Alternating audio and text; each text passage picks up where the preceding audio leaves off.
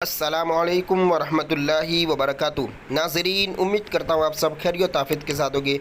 आइए इंशाअल्लाह अज़्ज़ व जल आज की इस वीडियो में उर्दू किताब अनवार शरीयत का पार्ट नंबर 16 पढ़ेंगे, जिसमें हम पढ़ेंगे कुएँ का बयान, है ना। इससे पहले काफ़ी मौज़ूआत इस किताब में बताए गए आपको कि किस पानी से वज़ू करना है, किस पानी से वज़ू नहीं होगा। लेकिन ये कुएँ के पानी के बारे में भी मालूमात होनी चाहिए। जो लोग ख़ास करके गांव से रहते हैं उनका ताल्लुक़ कुएँ से होता ही है ना, कि कौन से पानी से मतलब वज़ू कर सकते हैं, कौन सा पानी कब किस सूरत में पाक होता है, किस सूरत में वो नापाक हो जाता है, पाक करने का तरीका क्या है, वो तमाम चीज़ आज की इस वीडियो में पढ़ेंगे जाएगा सवाल जवाब की सूरत में। तो देखिए सवाल है कि कुआं कैसे नापाक हो जाता है। ठीक है, वैसे कुएं का पानी तो पाक ही होता है, लेकिन कैसे नापाक हो जाता है, आप देखिए कौन कौन सी चीज़ें इसमें पाई जाए। तो देखिए जवाब कि कुएं में आदमी, बैल, भैंस या बकरी गिर कर, है ना, गिर कर, देखिए आगे भी है, गिर कर मर जाए या किसी किस्म की कोई नापाक चीज़ गिर जाए तो कुआं नापाक हो जाता है। इसमें भी अलग अलग सूरतें वो आगे बताई जाएगी आपको। देखिए सवाल, कुएं में अगर कोई जानवर गिर जाए और जिंदा निकाल लिया जाए तो कुआं नापाक होगा या नहीं। जाहिर सी बात है, ये भी एक कॉन्सेप्ट है, एक सवाल है, कन्फ्यूजन है। देखिए जवाब बता रहे हैं, क्या है जवाब। देखिए यहाँ से कि अगर कोई ऐसा, कौन सा जानवर, अब वो भी बता रहे कि अगर कोई ऐसा जानवर गिर गया कि उसका जूता नापाक है। अब किसका जूता नापाक है वो इससे पहले वाले 15वें पार्ट में पढ़ चुके हैं ना।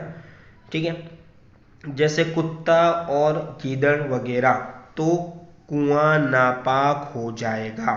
ठीक है, और वो जानवर गिरा जिसका जूता नापाक नहीं, यानी इसका गिरने से वो पानी पीने का जो जूता हो जाता है वो बचा हुआ नापाक नहीं है, जैसे गाय है, बकरी है ना, वगैरह, और इनके बदन पर नजासत भी न लगी हो, नापाकी भी नहीं थी इनके बदन पर जब गिरे हो, तो गिरकर जिंदा निकल आने की सूरत में, है ना, अगर वो गिर गए और फिर जिंदा बाहर निकल आए, ये जो जानवर बताया बकरी वगैरह, तो जब तक उनके पाखाना या पेशाब कर देने का यकीन न हो तो कुआं नापाक न होगा। यानी गिरने के बाद अगर फिर बकरी या बैल वगैरह ने अंदर मतलब के पेशाब या पाखाना कर दिया और यकीन है तो फिर तो नापाक हो जाएगा, और यकीन है कि भाई नहीं किया तो फिर वो कुआं पाक रहेगा। ठीक है, इस तरह आगे देखिए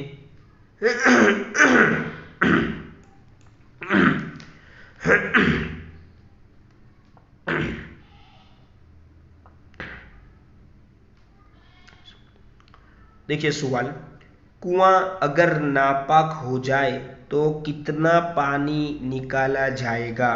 पर बता तो दिया कि कब पाक होगा कब नापाक होगा।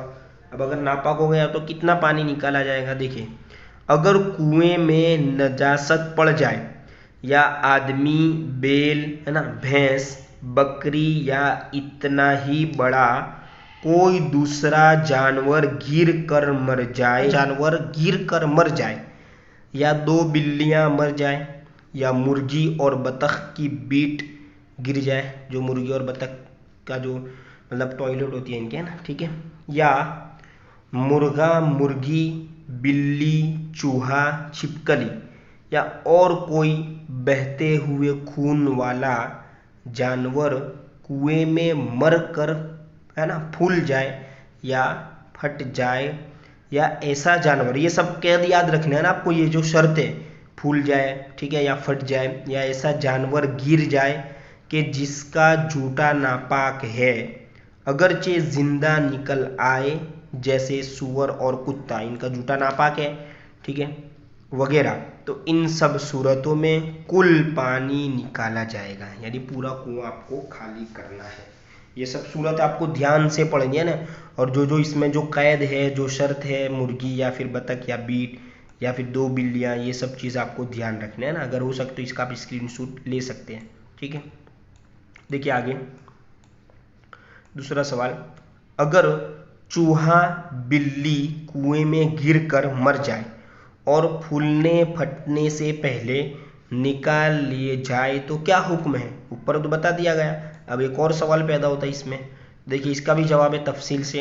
अगर चूहा है ना, या फिर छुछुंदर जो चूहे की तरह ही आता है ना, उन्हीं प्रजाति का मतलब, या फिर गुरिया, या फिर जो चीड़ा है, ठीक है, या छिपकली, गिरगिट, या उनके बराबर या उनसे छोटा कोई बहते हुए खून वाला जानवर कुएं में गिरकर मर जाए, ठीक है, और फूलने फटने से पहले निकाल लिया जाए तो 20 डोल से 30 डोल तक पानी निकाला जाए, ठीक है।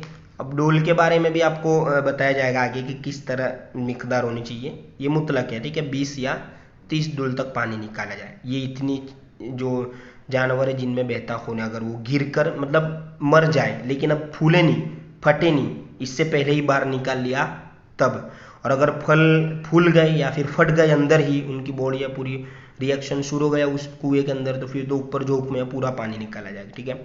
और अगर बिल्ली, कबूतर, मुर्गी या इतना ही बड़ा कोई दूसरा जानवर कुएं में गिरकर मर जाए और फूले फटे नहीं तो 40 डोल से 60 डोल तक पानी निकाला जाएगा, ठीक है। देखिए कौन कौन से, बिल्ली जाहिर सी बात है बड़ा जानवर है ना, कबूतर भी बड़ा, मुर्गी भी बड़ी है या इतनी ही बड़े, ठीक है, और ये सब छोटे छोटे हैं, छिपकली छोटी होती है ना, छछूंदर है, फिर गिरगिट है, ये सब छोटे होते हैं इसलिए 20 डोल, और ये थोड़े बड़े होते हैं तो 40 से 60 डोल यानी 60 डोल, है ना, ठीक है। इस तरह देखिए सवाल, डोल कितना बड़ा होना चाहिए, मैंने पहले ही ऊपर आपको बताया कि डोल से क्या मतलब है। तो देखिए जो डोल कुएं पर पड़ा रहता है वही डोल मोतबर है, और अगर कोई डोल खास, ठीक है, न हो, यानी अगर डोल रहता ही नहीं या फिर कोई डोल खास न हो तो ऐसा डोल होना चाहिए कि जिसमें एक सा यानी तकरीबन, है ना, 5.25, है ना, किलो, यानी 5.25 किलो जो पानी आ जाए, यानी यूँ कह सकते हैं कि 5.25 किलो यानी 5.15 लीटर पानी आ जाए, इतना, ठीक है। देखिए सवाल, कुएं का पानी पाक हो जाने के बाद कुएं की दीवार और डोल रस्सी को भी पाक करना पड़ेगा या नहीं, ये भी एक सवाल है। देखिए जवाब, कुएं की दीवार और डोल रस्सी को नहीं पाक करना पड़ेगा, पानी पाक होने के साथ ये सब चीज़ें भी पाक हो जाएगी। देखिए इसे कहते हैं अल्हम्दुलिल्लाह दीन इस्लाम और शरीयत, जो हर चीज़ में हमारी रहनुमाई करती है ना। अब इंशाअल्लाह अज़्ज़वजल पार्ट नंबर 17 में नजासत यानी नापाकी का बयान पढ़ेंगे, कितनी तरह की नापाकी होती है, कौन कौन सी नापाकी मतलब किस तरह से होती है, वो सब चीज़ें पार्ट नंबर 17 में आपको बताएं।